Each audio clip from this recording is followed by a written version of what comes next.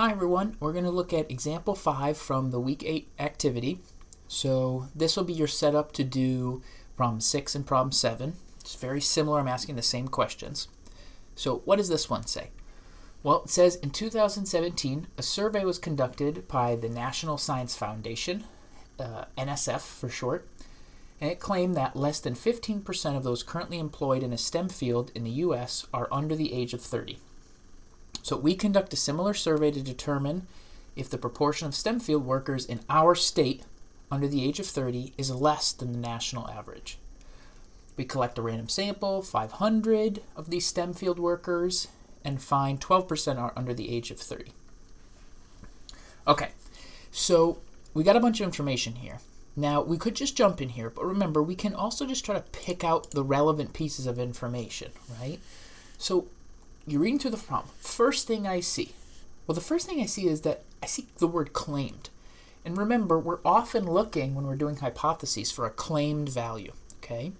So I see the word claim, so that's bringing my eye to I got to pay attention to something like this, okay? So then I see 15%, and specifically the percentage. Whenever I see percent, that makes me think pi and p hat are going to be the symbols I need for this problem. So that's it. I see percent, I go there. Okay.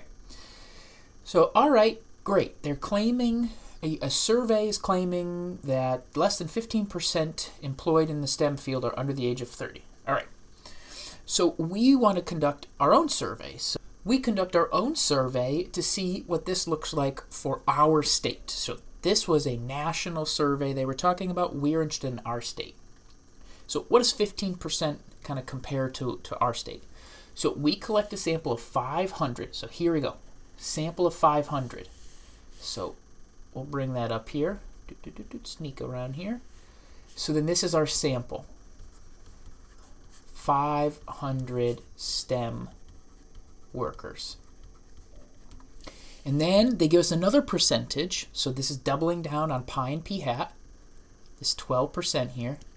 But since this 12% is in the same sentence as sample, so sample and then they give me that, I know that's my statistic because it's the percentage that goes along with the sample.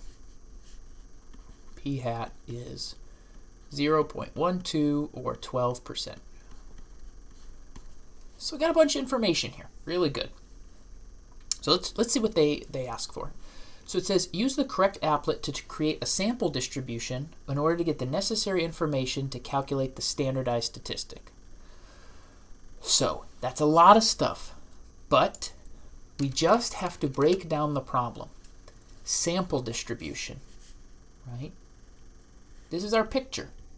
So they're telling us, go make the picture. Use the applet to make the picture. Okay, so we're going to do that. And then it's going to say to us, okay, I need the standardized statistic. So you got to get me information for that. So then what we go do is we go, okay, let's look this up. What is this? And we'll find a formula. Our stat minus the mean over the standard deviation. So this is going to be important, and we'll bring up the applet. So we're at the one proportion applet. Why did I choose that? Well, you saw percent and told me pi p hat. That's one proportion. Now, we got to think about this. This is not a coin flip anymore. We don't just have this 0.5 here. We've got to go find the percentage or decimal that was given to us by this bigger population, this big survey that we're talking about.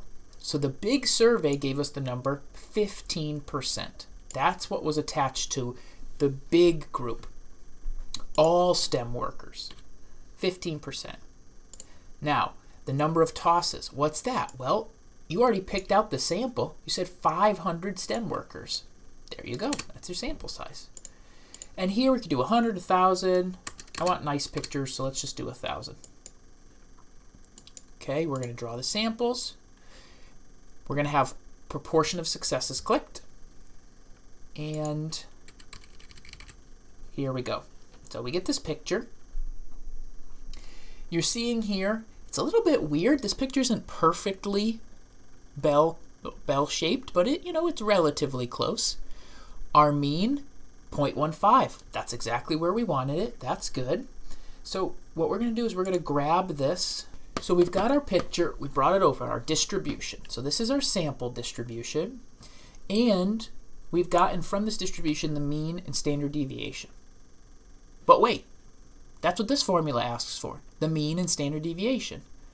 So okay, because we did the work to write down what the formula for this was, we immediately know what to get from this picture. So just to remind ourselves, our statistic, p hat, was 12%. So 0.12 minus, what's the mean? So let's see here. The mean was 0.15 divided by, and then the standard deviation, that's also given to us. 0.016 is given to us. So we filled this out. We can now put it in our calculator.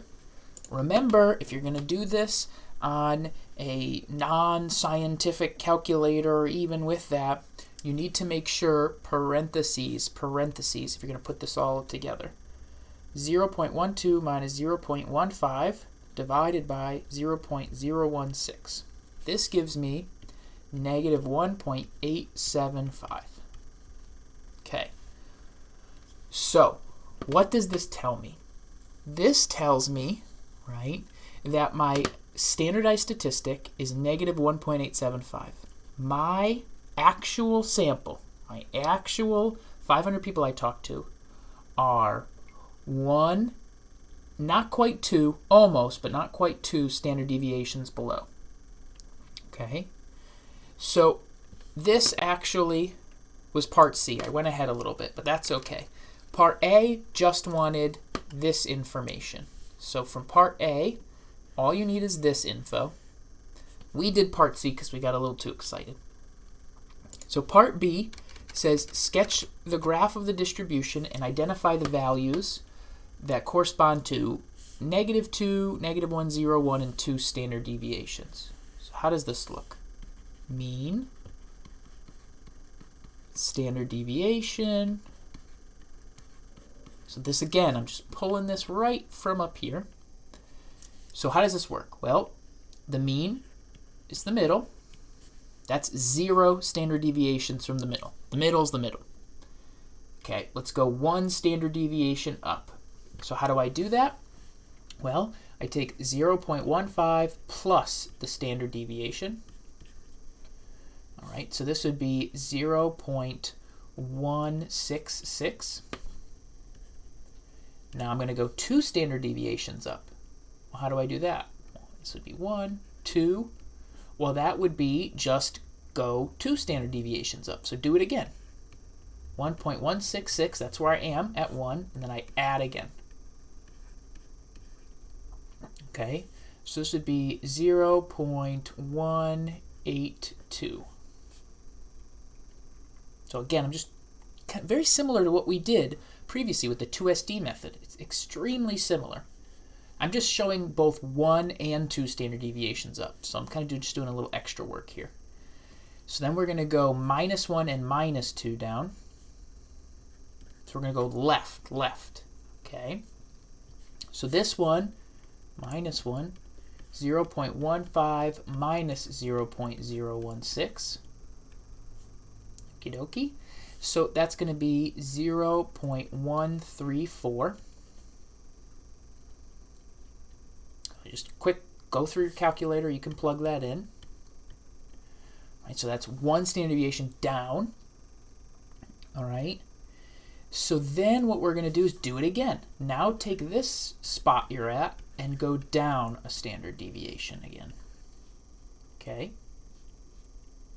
So this is going to be 0.0, oops, sorry about that. Not 0.0, 0.118. Okay. So I have now calculated 0 standard deviations, steps if you want, from the middle, 1 step both left negative and right positive, and 2 steps, negative 2 to the left, 2 to the right. And so this is my picture. Again, of course, the picture doesn't perfectly look like this, but this is kind of my guessing at how it looks. And if you compare to our actual picture, you know, we're not really too far off, right? This is a pretty good approximation of our picture. We're pretty close in the middle. We kind of see what's going on here with this, the way that this slopes looks pretty similar. We got a nice little picture here. All right, we've got it. This is it. This is the key thing I'm looking for here. You have to calculate these numbers. 1, 2, 3, 4, 5. And then what we do is, well, we have this work from up here that we did. This was equal to negative 1.875 from the work above, which puts us not quite 2 away, right? It puts us, you know, about here somewhere. So I didn't quite get 2 away. I'm still less, and I'm not directly in the middle, but I'm within 2 standard deviations.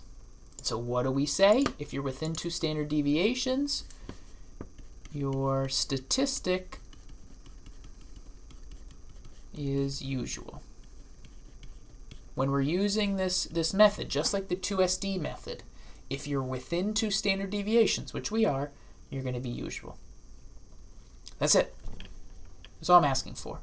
So for each of the problems below, you try it. Go to the right applet, plug in the right things, and you're going to have to do a little work to pick some stuff out like we did up here.